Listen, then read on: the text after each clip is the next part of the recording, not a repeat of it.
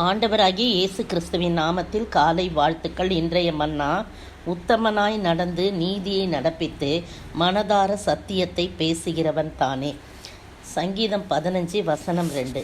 என்ன மொட்டையாக இருக்கிற மாதிரி இருக்குல்ல இந்த சங்கீதத்தின் நான் வாசித்த அந்த பகுதி. அதுக்கு முந்தின பகுதியும் பின்னாடிலாம் வாசித்தாதான் அது முழுமை பெறும். முந்தின பகுதி சொல்லுது 1ஆம் வசனம், கர்த்தாவே யார் உம்முடைய கூடாரத்தில் தங்குவான், யார் உம்முடைய பரிசுத்த பர்வதத்தில் வாசம் பண்ணுவான். அப்படின்னா என்ன அப்படின்னு சொல்லும்போது சங்கீதக்காரனாக தாவீது கேள்வி கேட்குறார்.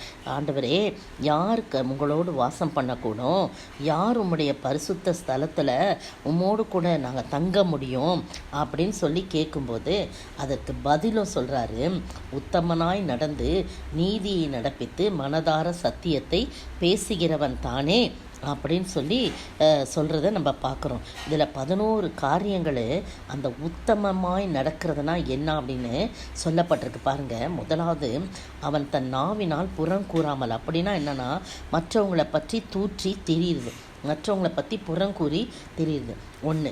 ரெண்டாவது, தன் தோழனுக்கு தீங்கு செய்யாமல் இருக்கிறது. தோழனாக இருப்பான், தோழன் மாதிரி வச்சுக்கிட்டே இருப்பான், ஆனால் அவனுக்கு மறைமுகமாக தீங்கு செய்யுது. தன் அயலான் மேல் சொல்லப்படும் நிந்தையான பேச்சை எடுக்காமலும்.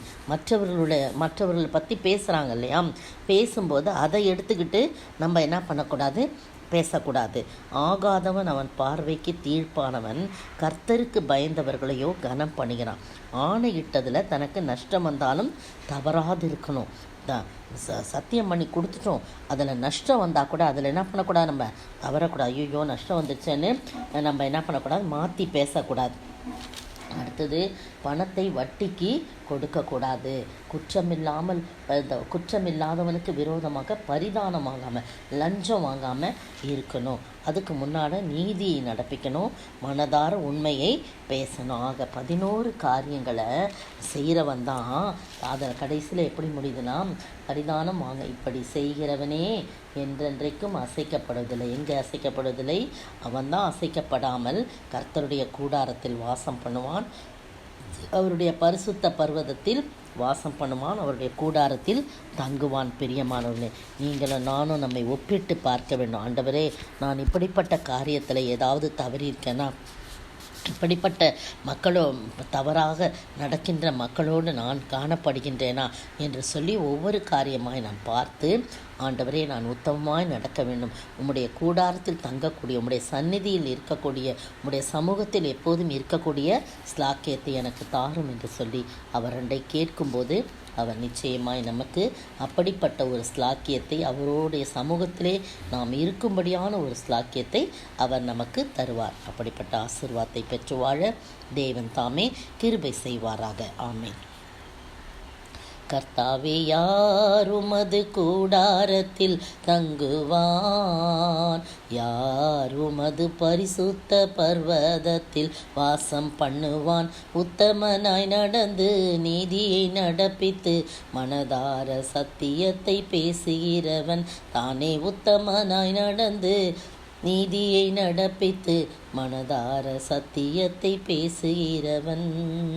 கர்த்தாவே யார் உமது கூடாரத்தில் தங்குவான், யார் உமது பரிசுத்த பர்வதத்தில் வாசம் பண்ணுவான். ஸ்தோத்திரிக்கிற ஆண்டவரே, துதிக்கிற ராஜா, நாங்கள் உம்முடைய கூடாரத்தில் தங்கும்படியாக உடைய பரிசுத்த சமூகத்தில் வாசம் பண்ணும்படியான ஸ்லாக்கியத்தை பெற நாங்கள் உத்தமர்களாய் நடந்து உம்முடைய நீதியை நிறைவேற்றி உண்மையான காரியங்களை பேச, சொல்லப்பட்ட காரியங்களோடு ஒப்பிட்டு பார்த்து எதெல்லாம் நாங்கள் செய்ய தவறியிருக்கிறோம், உம்முடைய கூடாரத்தில் வாசம் பண்ணுவதற்கு அந்த உத்தமமான வழியை விட்டு நாங்கள் பிரிந்திருக்கிறோம் என்று சொல்லி யோசித்து பார்த்து நடக்க உதவி செய்யும். இயேசுவின் நாமத்தில் ஜெபிக்கிறேன் பிதாவே, ஆமீன். நேற்றைய பதில், தேவனுடைய ராஜ்யத்தில் பந்தி இருப்பார்கள். லூக்கா 13:29. இன்றைய கேள்வி, எப்படி மனுஷகுமாரன் தம்முடைய நாளில் தோன்றுவான்? எப்படி மனுஷகுமாரனும், அல்லது எதை போலன்னு கூட எடுக்கலாம், எதை போல மனுஷகுமாரனும் தம்முடைய நாளிலே தோன்றுவார்?